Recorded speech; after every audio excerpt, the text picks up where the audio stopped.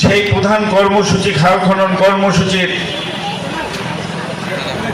আবার তার এই সুযোগ্য সন্তান বর্তমান প্রধানমন্ত্রী জনাব তারেক রহমানের স্বপ্ন বাস্তবায়নের কৃষক মেহনতি মানুষের ভাগ্য উন্নয়নের কর্মসূচি এই খাল খনন কর্মসূচির আজকে কালকিনি উপজেলায় প্রথম একটি খালের আমরা শুভ উদ্বোধন ঘোষণা করেছি।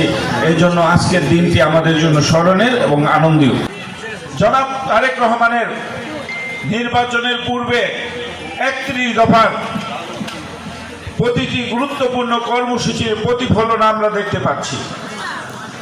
আমরা ফ্যামিলি কার্ড দেখেছি, কৃষক কার্ড দেখেছি, আমরা মসজিদের ইমামদের ভাতা দেখেছি, আমরা খেলোয়াড়দের একটি প্রণোদনা দেওয়া হয়েছে সেটা দেখেছি, আমরা খাল খনন কর্মসূচি দেখেছি। ইনশাআল্লাহ তার প্রতিশ্রুতির প্রতিটি পদক্ষেপেই বাংলাদেশের জন্য এবং বাংলাদেশের মানুষের জন্য। সেটা কোনো দল নয়, কোনো জাতিভেদ নয়, কোনো অঞ্চল নয়, শুধু বাংলাদেশ। তাই তার সেই স্লোগান সবার আগে বাংলাদেশ এবং সবার আগেই বাংলাদেশের উন্নয়ন।